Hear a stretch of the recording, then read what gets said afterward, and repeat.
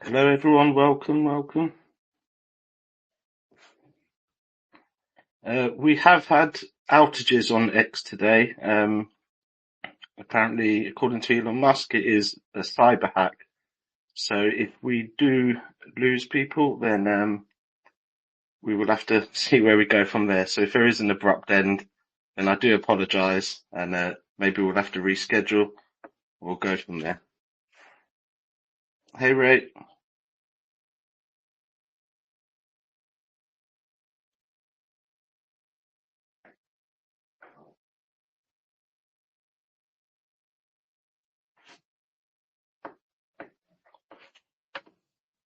Just wait for my speakers. I see Robert's here, our guest.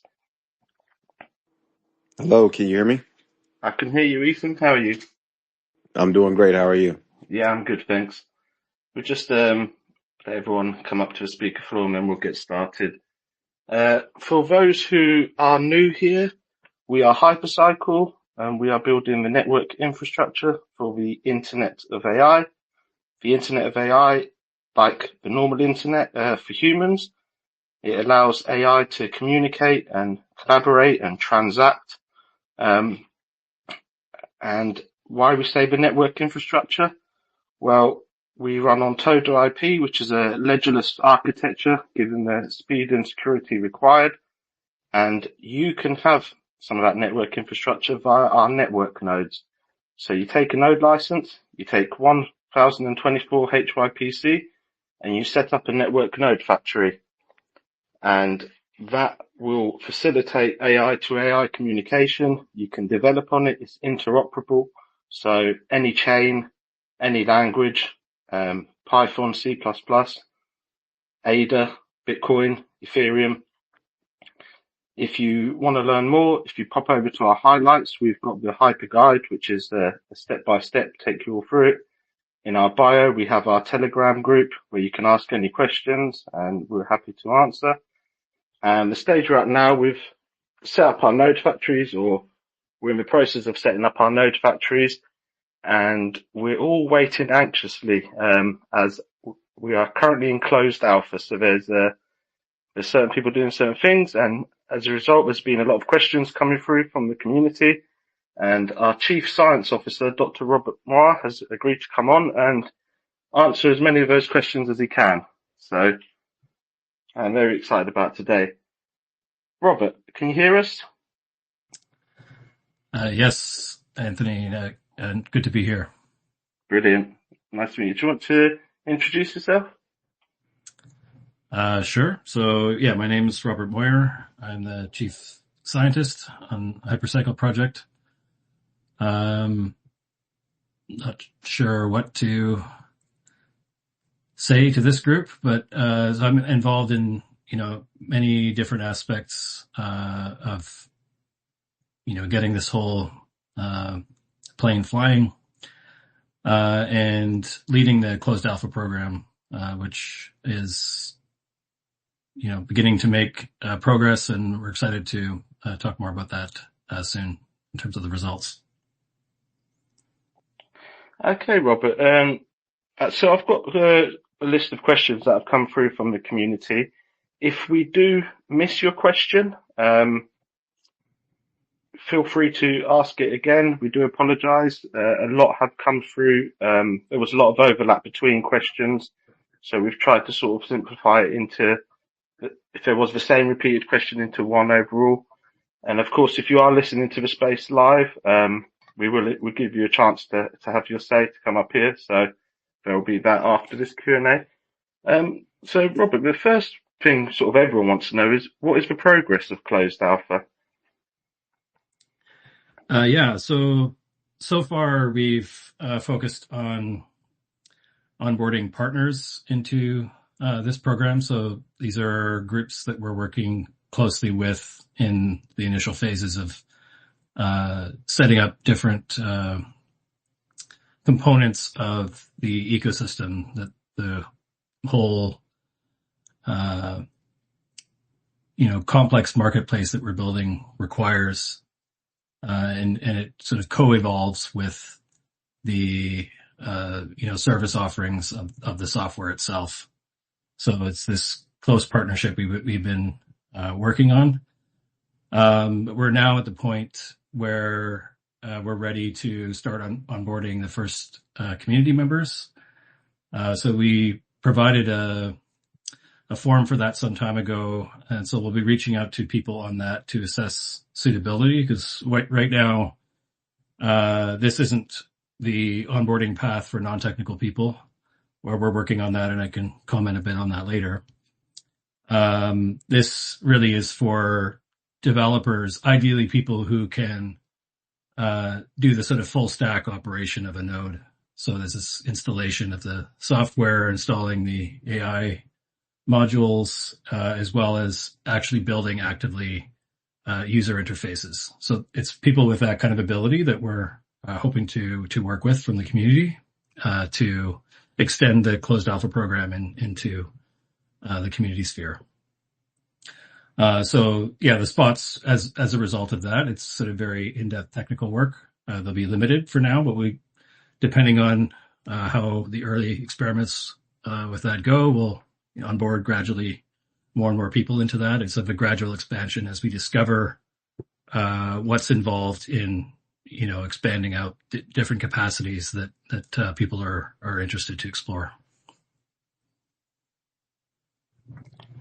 Thank you, Robert. Yeah, because my next question was, can the closed alpha be expanded to those of us with node factories, or will it just be beta next for the sort of non-technical people? So I guess the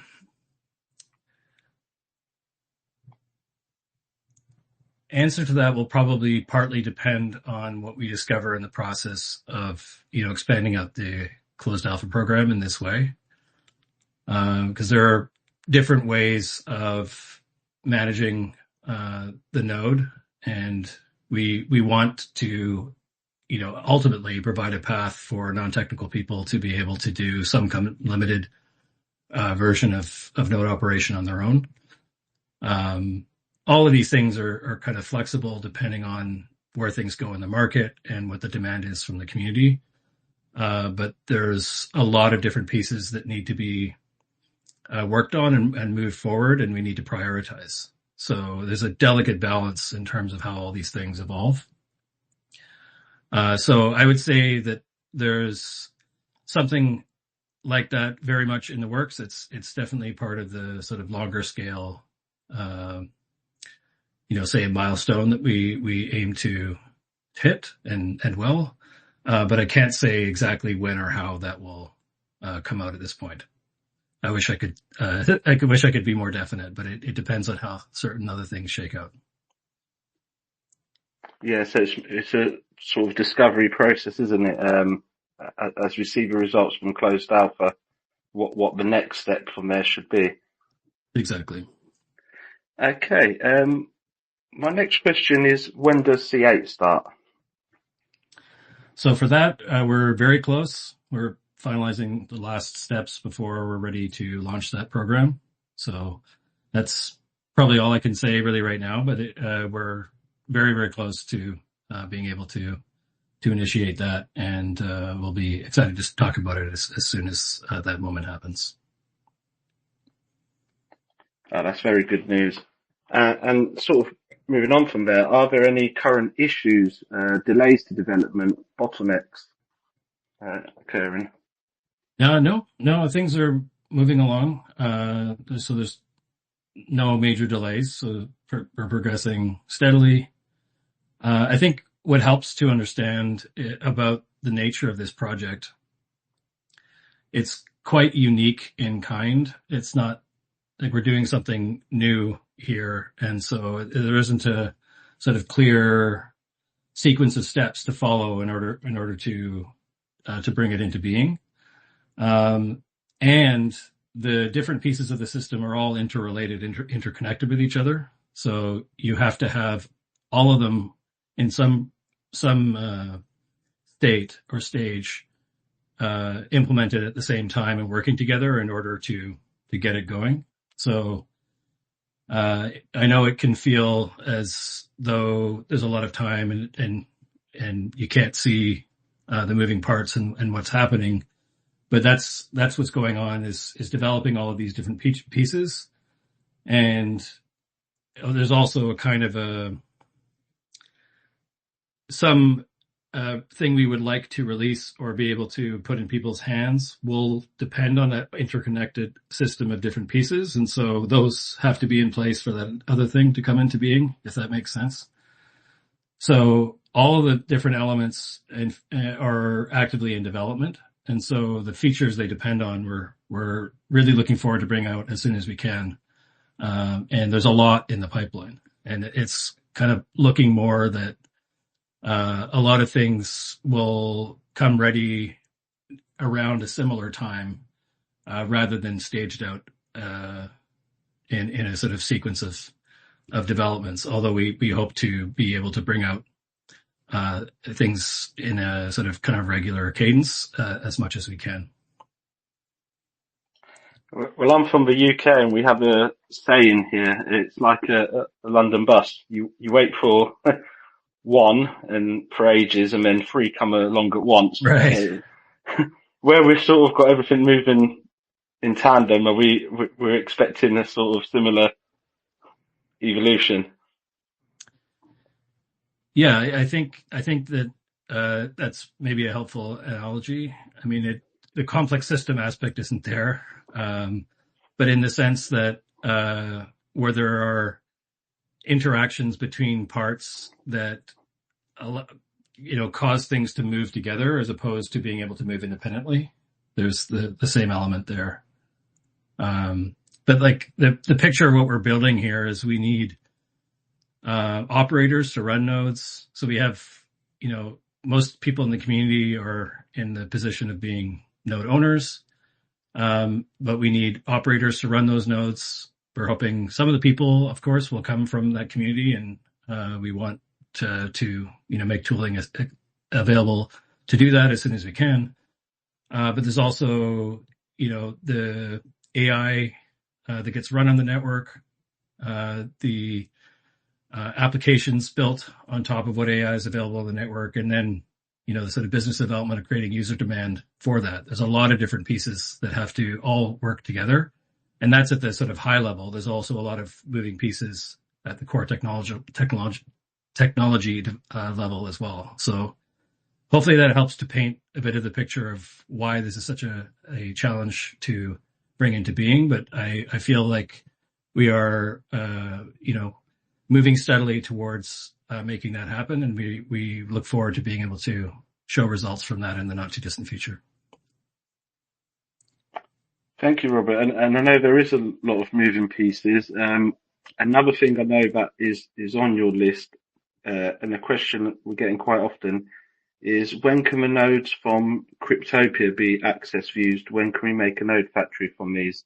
So these are the nodes that were originally going to be in the Cryptopia hardware facility, and now they're currently with HyperPG.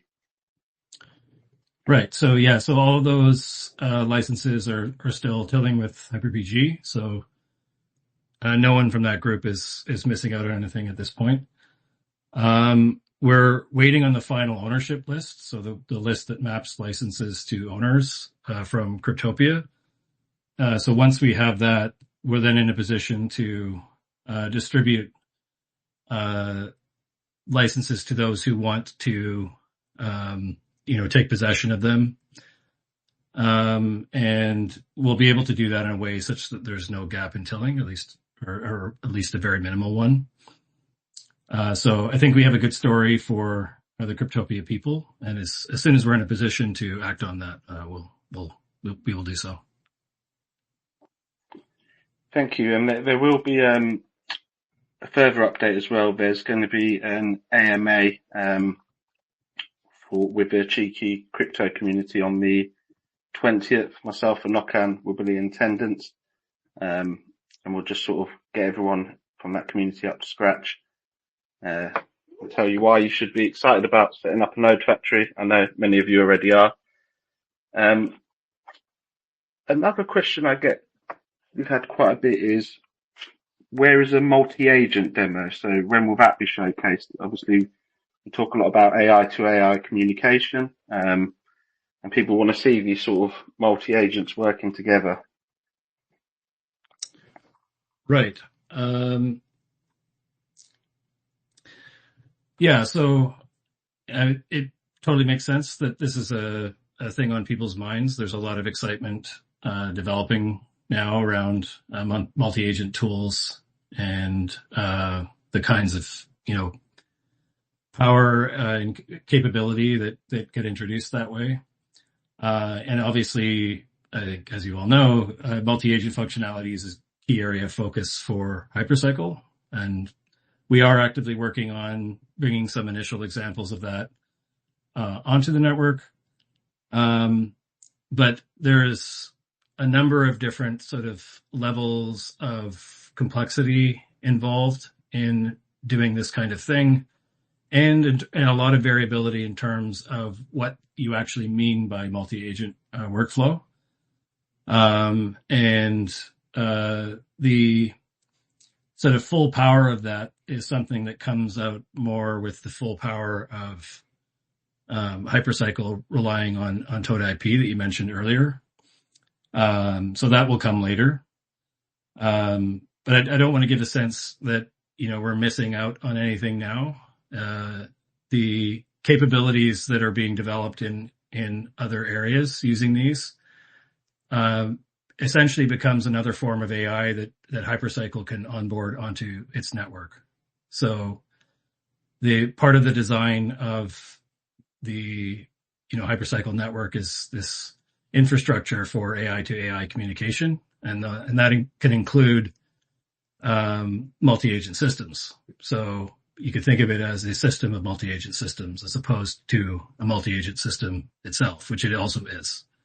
So this kind of higher order or meta level design is one of the key advantages of Hypercycle's technology, is that no matter what the developments in AI are, we're in a strong position just by design to introduce the connectivity to whatever that AI is, whatever form it takes, and whether it's a singular model or a complex multi-agent swarm, it can be onboarded into Hypercycle either way.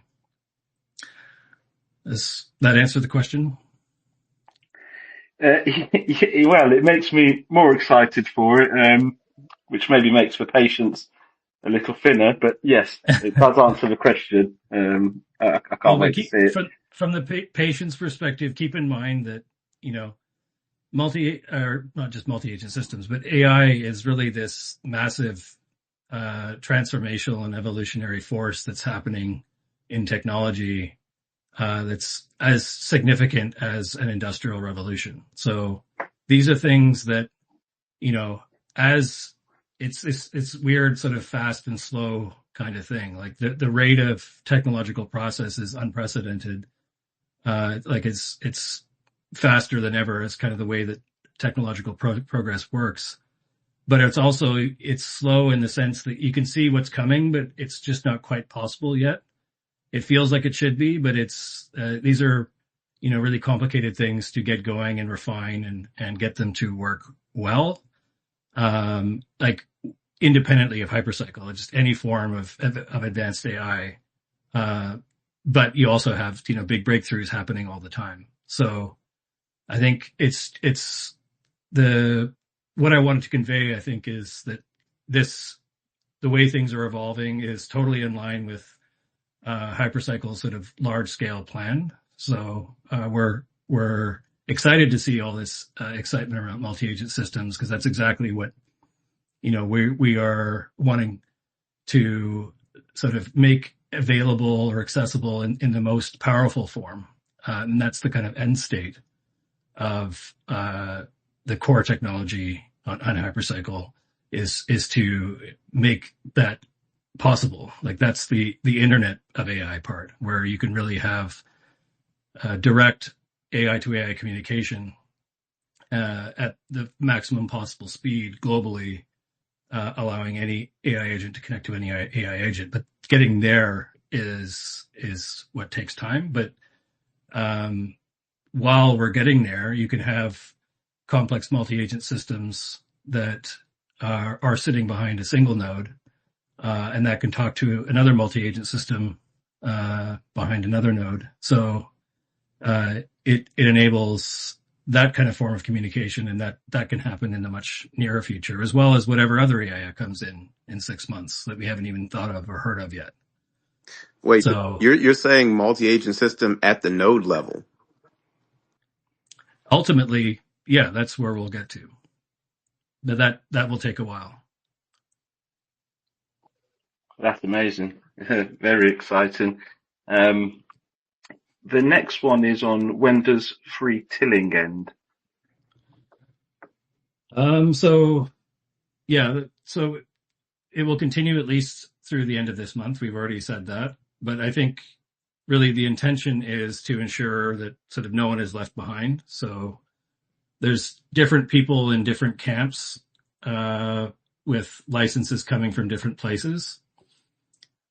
So wherever it is you got your license from, we want to ensure that you are in a position to do something with it. So there's a clear path to you self-tilling before the free tilling ends. So we will, ensure that everybody is covered in that way. Also want to say that for those who have paid for tilling, so with HTS, they will see benefits in the new system that we're building. So everyone will get taken care of as to the best of our ability in the most appropriate way. So there are more details on that to come. So looking forward to sharing more about that in the near future. Robert, I have a question on that. So as far as tilling as a service, once we get our Hyper AI boxes, will we be able to offer that service locally ourselves to others?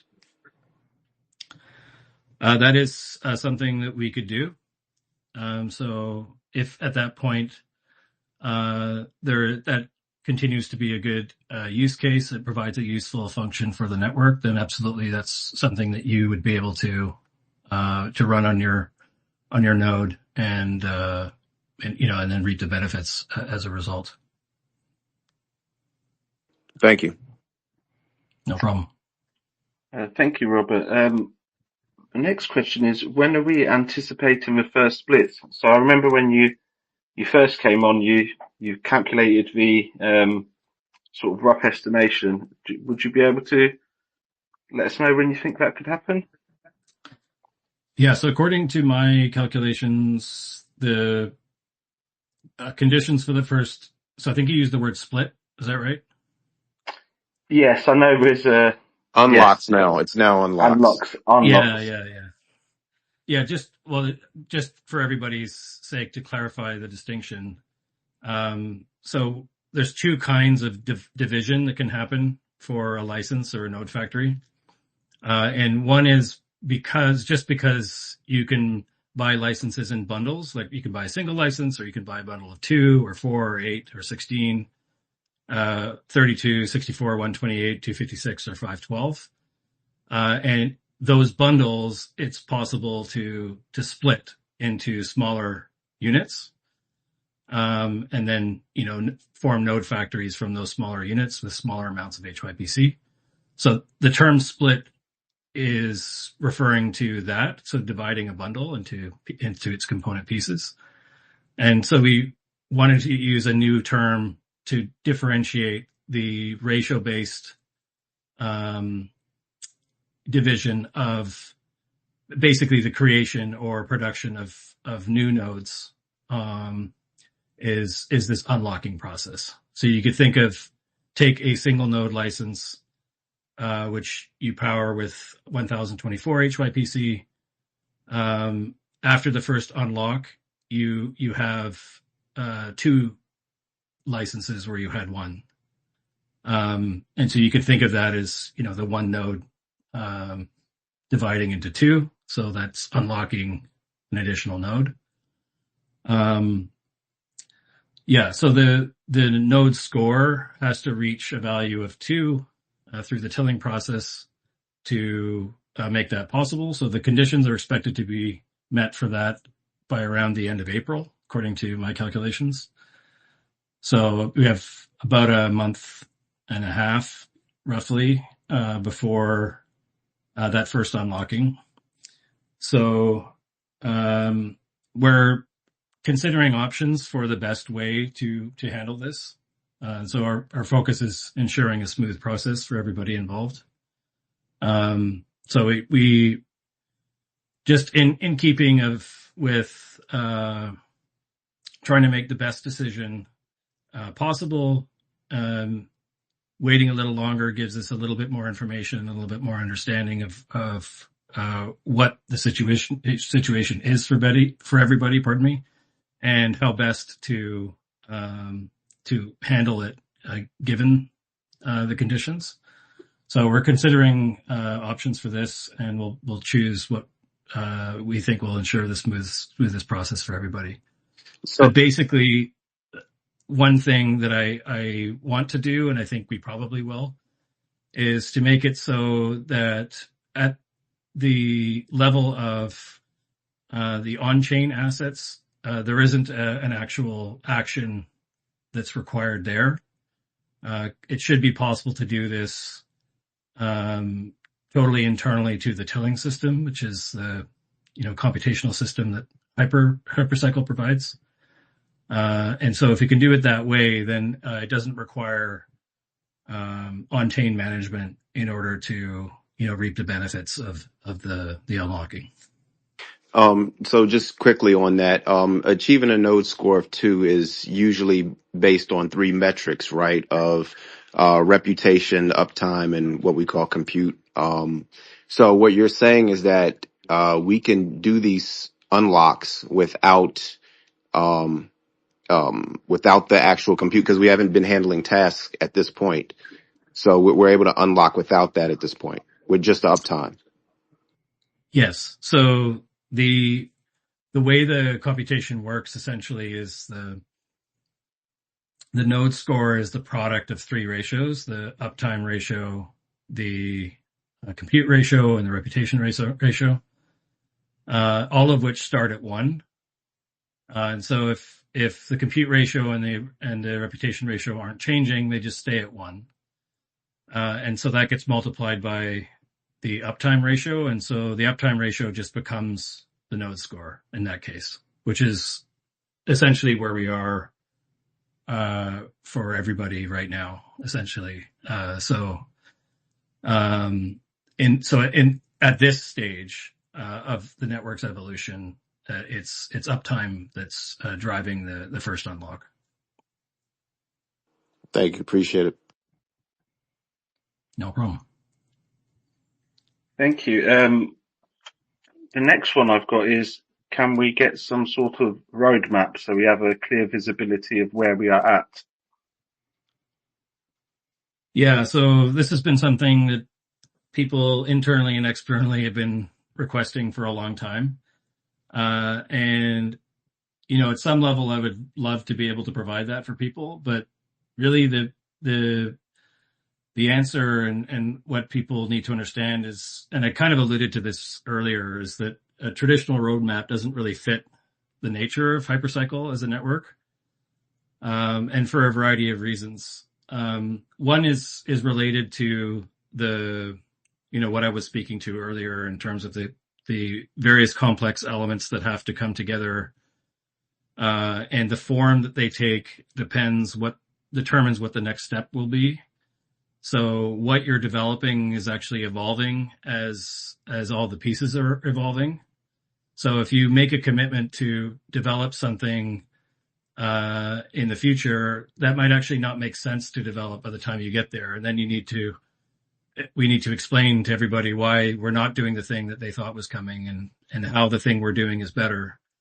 That there's that element of it. So this actually, not having a roadmap is a huge advantage from a development standpoint, because it provides that adaptability, and it puts us in a position where, when we're actually taking definite decisions about the form that something will take, we're doing that in the position of the maximum amount of information. So we can eliminate alternatives that don't make sense, that we wouldn't have realized don't make sense earlier on.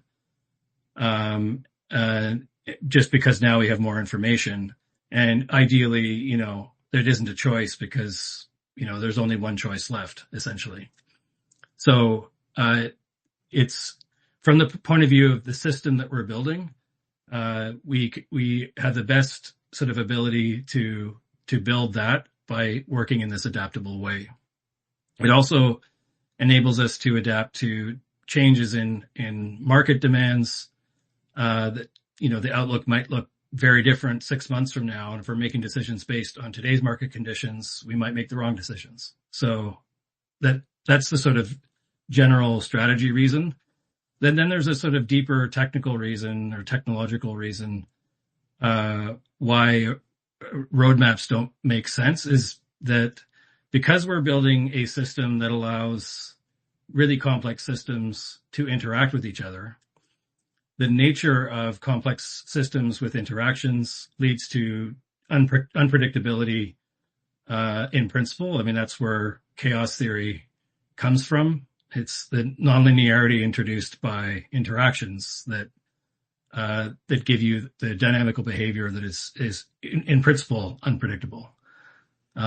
So the fact that we're building a network that has this lack of ability to predict what the outcome will be sort of built into it means that we can't really know what the network is going to look like and what kinds of capabilities it will manifest until it manifests them.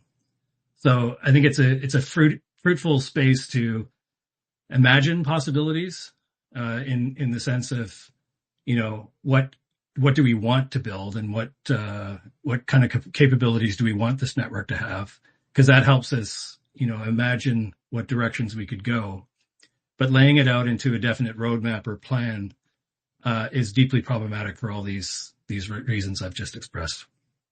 And just to add on to that, I mean, that's why I always encourage people to use the Telegram almost as a think tank, where we can have people just, donate their brain power to the different ways that this can be developed. I think that the community could offer some valuable insights into this, and we could explore some of those ways if they make sense. Well, and it's sure, and it's a way for, like in this sphere, those who want to be engaged in actually running nodes and, choosing what, and maybe even building what apps are running on them. That's a chance to sort of shape this in real life, like not just expressing an opinion, but you're actually, committing time and resources to building out capabilities that you want to see. I mean, I would love to see that kind of activity happening. And I guess it's my hope that the, extension of the closed alpha program into the community can start to bring that kind of creativity into the network. Yeah, I think that the 999 program may help with that a bit, because I think that we have a lot of people who are non-technical, and just if they can get a little bit of technical education with that, then that could probably help us more with that. Yeah, so I can talk a bit about that. So we've changed the name of the program for a variety of reasons. So it'll be, rather than 999, it's more 888. So it'll be 8 hours, 8 days, 8 weeks. But there'll also be a shorter version. And the 8-hour program is the one that fits into this context, and it will be a way to basically, onboard non-technical people into the basics of running a node. So I think it's the kind of thing that will get easier over time as more and more tooling is developed. And we want to provide a way to support, a kind of low code, no code way of being able to operate nodes. So this will get people started in that direction, and I think, based on the demand from that, we'll get a sense of what kind of capabilities people are wanting to see, and maybe that can help to shape where we go with developing that capability suite. But yeah, so this will be a way of getting started in that and providing enough understanding of what you're doing to be able to do the basic operations. Awesome. And just while we're in that same vein, sorry, Antonis, if I'm like taking over too much. I just want to know, like, if we could define for the audience, like the difference between the 8 hour, 8 day, and 8 week, because a lot of folks, when we were calling it 999, they wanted to know if they had two nodes, how come they are not able to participate in the 9 week? And if that's something that would be beneficial for them or not. Okay, so so I've explained what the 8 hour program will involve. The 8 day one will be geared towards developers. So that's intended as a way of onboarding technical people, so people who have a development background, but who may be specialized in other areas and need to sort of reskill to be able to take on more complex node operations. So that's a very different demographic than the one we're targeting with the 8 hour program. So the node owners are, at least to my understanding, primarily non-technical people. So I think the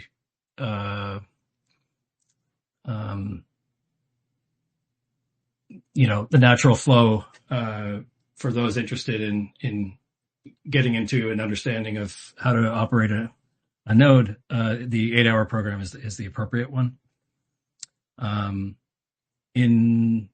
Does that help? Yeah, absolutely. Thank you. Okay. Thank you, and no worries, Ethan. You feel free to ask away. The next question I've got is, when will I be able to see all the stats of my Node Factory on the DApp? Right. So we are working on an interface to make the Node Factory statistics more accessible. That is, very close to ready. So we're just putting some final touches on that, and that should be ready for release very soon. So very soon, you can expect to see something like that. Oh, exciting. And now I'll move on to, so I just want to get this question right. When possible and having nodes in secure cold storage, can rewards be sent claimed by another wallet of my choosing? Right. So yes, rewards can be collected from another wallet. The way to do that using the current DApp system would be with the R token mechanism. So in that case, you would distribute R tokens to the other wallet that you want to receive the appropriate fraction of the rewards. However, node operators will have an additional way of doing this, and that's currently being developed. But that allows for fractional reward distribution from the node itself, which at least in terms of the gas fee limitations of the Ethereum implementation, you can circumvent that in cases where the amount of rewards you would be collecting doesn't, and given the frequency, doesn't make sense economically. So there'll be another option for how to do that, and at the appropriate time, you'll be able to choose which you want to use. Thank you. How will node factories be configured to provide services? Will node owners need technical knowledge, or will there be options for non-technical participants? Right. So the service configuration is really handled by operators. This can be done using the existing admin panel for nodes, but there's other ways to do that as well, like lower level ways. Owners, as I've talked about, can operate their nodes, but there will exist options in the ecosystem for delegation. Even in that case, owners still have some kind of a management role. But it's not as though the only option for people in the ecosystem is self management or self operation. The education program that I talked about already is the initial pathway for non-technical people to have some capability to operate their nodes. It'll evolve over time, but the technical requirements for doing that in sort of really dynamical ways are higher right now than sort of more basic scaling out kinds of capacities that other people have developed. So there's an initial window, I guess, into the diversity of options that are there and are, coming soon in terms of your ability to explore them. Thank you, Robert. This last one I've had quite a few times in sort of different formats. I think it is a concern, and we have sort of touched upon themes of it throughout this Q&A, is the AI environment is moving at the speed of light. Now is the only time, not my words, to get some value, but Hypercycle is not ready. Could Hypercycle be made redundant before it is even released? Yeah, so I did kind of what some of my remarks earlier touched on this, I think. So absolutely, AI is moving fast. And this is something that everybody predicted, and Hypercycle is designed to take advantage of. So it kind of, so it's not as though now is the only time to get rewards. There's certainly lots of happening, and there's a massive economy that is really just getting started. So rather than, feeling as though we're in the position where we need to be able to do the latest, most exciting thing right now, we're focused on building a foundational layer for what's coming, because we can see what's coming, and we can see that the need for really efficient, secure, scalable AI to AI transactions is something that all of these systems that people are building now are going to need eventually. And there'll be novel capabilities that our technology opens up as soon as it becomes available. So the traditional infrastructure that software solutions are built on right now wasn't built for the level of security, scalability, and sort of direct communication that Hypercycle will provide. So we are right on course to take advantage of that. And yes, the AI landscape will evolve, but this need for a truly decentralized AI economy is only going to grow. And we're strongly positioned to take full advantage of that. Thank you, Robert. Yeah, I 100% agree with that. As I said, it has been a concern from a few people, but as you've said, we're building for the future. We're not building for these immediate trends. I think Absolutely. that is all the questions I have. I've got Ethan, Ray, and Jerry here. Is there anything further you want to touch upon in regards to those questions or the themes Robert was talking about? Yeah, I mean, I've been getting a lot of people that are saying plug and play. And yeah, I would love if you could just touch on that briefly. Okay, so I'm not sure what that means, but Oh, well, yeah, so basically people are saying that, initially they were under the impression that, you get say a Hyper AI box, right? And that this would be pretty straightforward to plug and play. And I think you were speaking to that earlier, when you were talking about the 8 hour, um, educational course that'll be available, Hmm. and getting people up to speed so that it's, eventually we may have a low code to no code, to lower the barrier, and just make this as simple as possible for people to participate. Yeah. I mean, and we want to do that and to support that, and we will. This is, I guess, one of those things that depends on other things. So to have a plug and play solution like that, like we're say, grandpa can buy a Hyper AI box, plug it in, and have it pay for the electricity kind of thing, which has been talked about in the past. That works when there are already well-established sort of businesses running on the Hypercycle network. So the revenue models are there, and you're really just helping with latency and scalability of models that are already out there. And so the more established that is, the easier that will be to make easy for people to take advantage of. Those then aren't going to be the, highest earning nodes on the network, but it provides a very simple, and, easy way to get involved and to see benefit. And also, Um, oh, go ahead.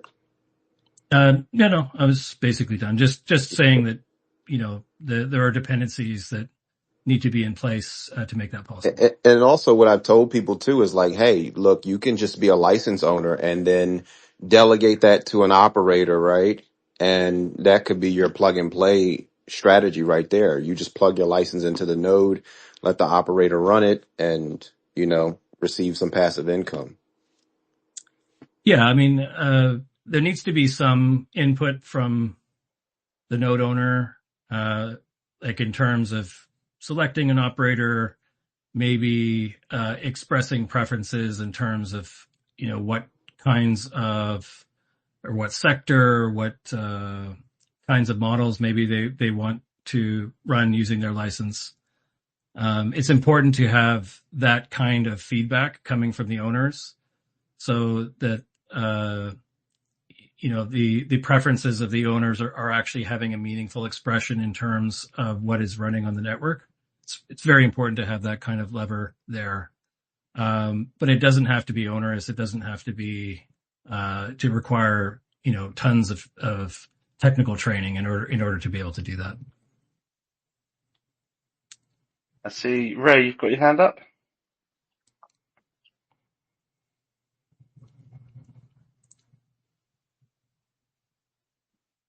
Ray, we can't hear you, or I can't hear him at least. No. Hey, Ray, can you hear us? Unfortunately, Ray is muted. Come on, Ray. Yeah, Ray, we No. can't hear you. You may want to try to drop down and come back. I also know that if you've gotten a new phone, because this happened to me in a previous space, you have to actually give X the permission to basically use your microphone. So that could happen too. I think as well there's been dropouts for some people and it's been affecting the whole X experience today. So Yeah, definitely. Yeah, but I was going to say just on that last comment there, Robert, about, the node owners having say in what type of AI models to run on their nodes, et cetera. All of this will be governed through the S token, correct? Not necessarily. No, I mean, the purpose of the S token was to express shared ownership of the node factory.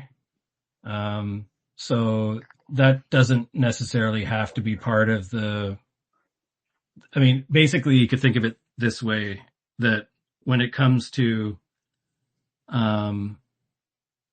a node owner who wants to have another party take on operation of the nodes that are licensed by that node factory, they can, in a free market, come to whatever agreement they want as to what feels like a fair arrangement between the two of them. That can be handled in any number of ways. Obviously, it makes sense to do that using a smart contract-based approach where it's possible to do so, because that can make these transactions easier and provide a kind of security that you might not otherwise have. But when it comes to how you want to do that from a technological standpoint, the details of that arrangement or that relationship will dictate what makes sense. So some people might want to involve S tokens in that, but it's by no means a requirement. So the ecosystem will provide a number of different ways in which this can happen, and given the options that are available to you, you can make what you see as the best choice for you. Or if you're appropriately resourced, you can create your own alternatives and then take advantage of them that way. Thank you, Robert. I see Ray's back. Do you want to try again, Ray? Yeah, can I get a thumbs up if you can hear me now? We can hear you loud and clear. All right. Well, thanks for this space. There's a lot of juicy details as always from Robert. The science behind it and the ever elusive direction of our roadmap. We're so on the cutting edge. We're innovating literally on the edge.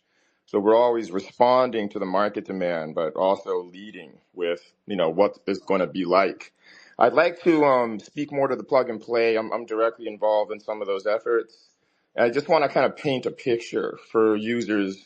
For example, let's say you have a Hyper AI box. You're in that pre-sale with the H3 and you're excited about it. Here's what the experience looks like. This is what we're building right now. You get the box, you're excited, you open it up.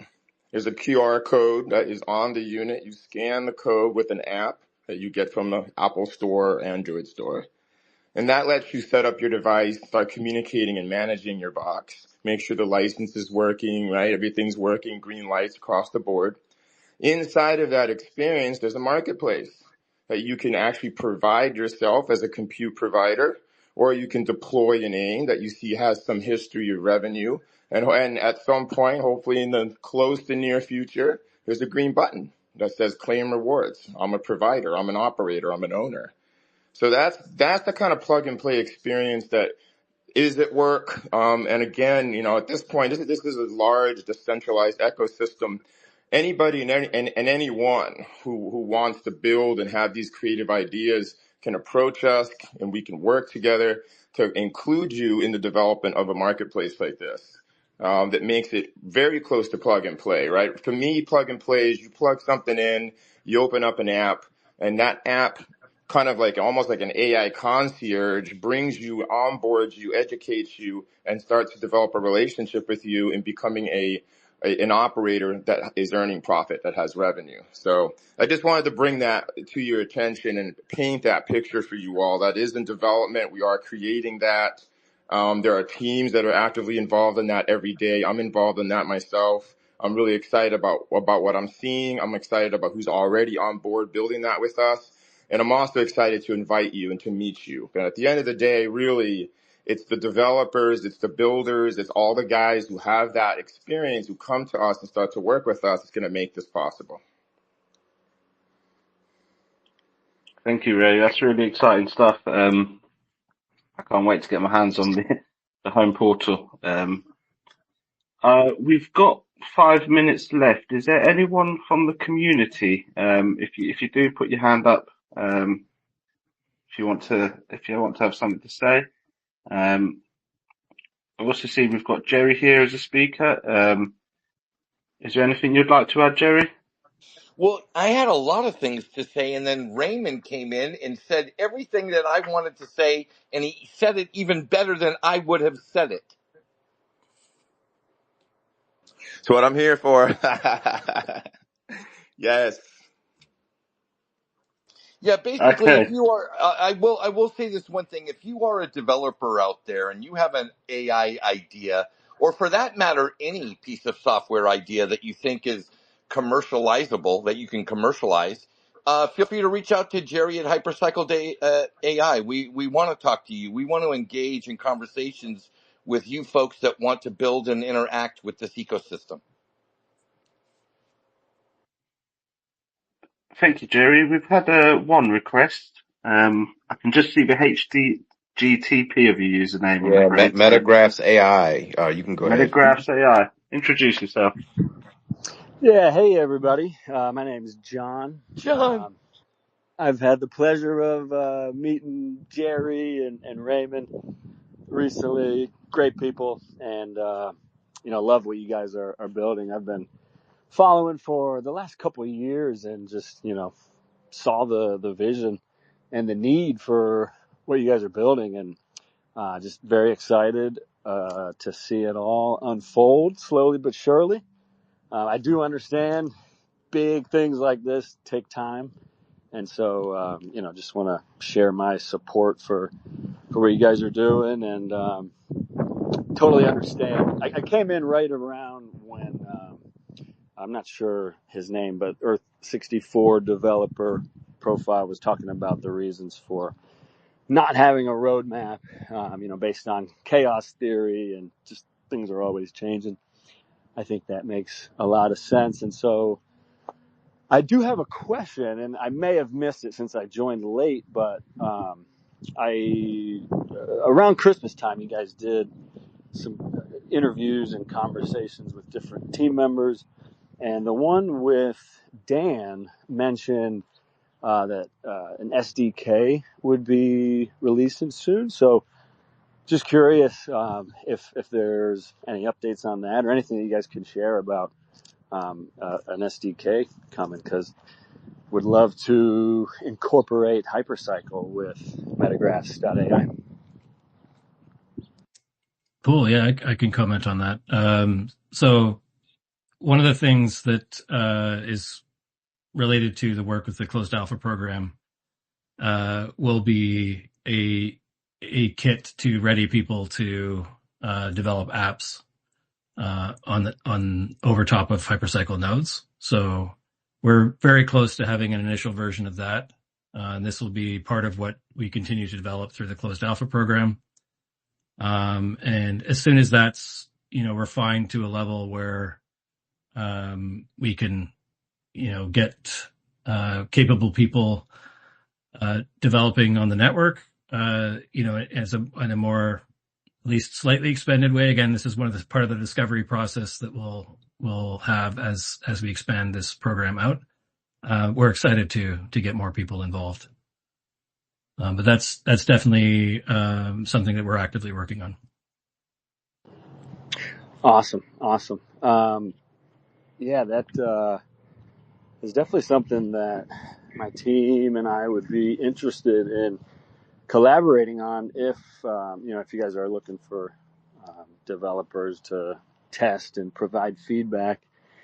What advantages would building directly with the SDK provide versus like going out and building our own, or using existing frameworks right now and then plugging in Hypercycle later on, if that makes sense? I don't know. I guess I would suggest that we take this conversation offline and we explore the possibilities and see if something could make sense to get you involved a little earlier than you would otherwise have to. Because if there's an opportunity to work together here, that could be interesting to explore. John, if you want to reach out to either Ray or Jerry, they can assist you with that and get the conversation going. I did see Ray had his hand up. Was there something you wanted to add? Yeah, I just want to say a couple more things. One, to John, thanks for coming in, showing interest. And that SDK, once that's ready for public release, will also make it possible for us to hold hackathons. So you're going to start seeing hackathon invitations as soon as that SDK is ready. And we think that that's the best way to bring people in, right? Just get everybody together, make it competitive, make it fun. The last thing I want to say, this is something Okan usually says. I'm going to steal it from him today. I just want to just congratulate and celebrate the community. I'm looking at a dashboard here. We have over 4,000 node factories created. Over 146 million Hype C has been liberated into those node factories. That represents 6.8% of the total supply. So congratulations. We're from what I see in the stats I see, we're growing every day. So I just want to say thank you for believing in us. It's a long runway, certainly longer than I expected it to be. And yet at the same time, what I see happening is more and more of us coming together and learning how to work together, because that's what it's going to take to lift this baby off the ground. So thanks for joining us. Thank you, Ray. And yeah, thank you, John, for reaching out. Before we go, because I'm mindful it is the hour has passed. I don't need details, Robert, but I heard a rumor that we would be able to see something soon, a release this month, maybe even this week. Is the rumors correct on that, or? Yeah, I can say there are some exciting developments that we have definitely coming in the next week. So that'll offer just a small glimpse of what's being built within Hypercycle and the broader ecosystem. So we're very excited to be able to share those with you very soon. Brilliant. Thank you, Robert. So, yeah, keep following us on X. Make sure you're on Telegram, the announcements channel. We're also on Facebook, Insta, TikTok, LinkedIn. So, you won't want to miss that. Okay. Thank you everyone for coming. The next, Hyperspace on X is March the 28th. Again, 9 PM UTC, and that's a Friday. Have a great day, everyone. Thanks, everybody.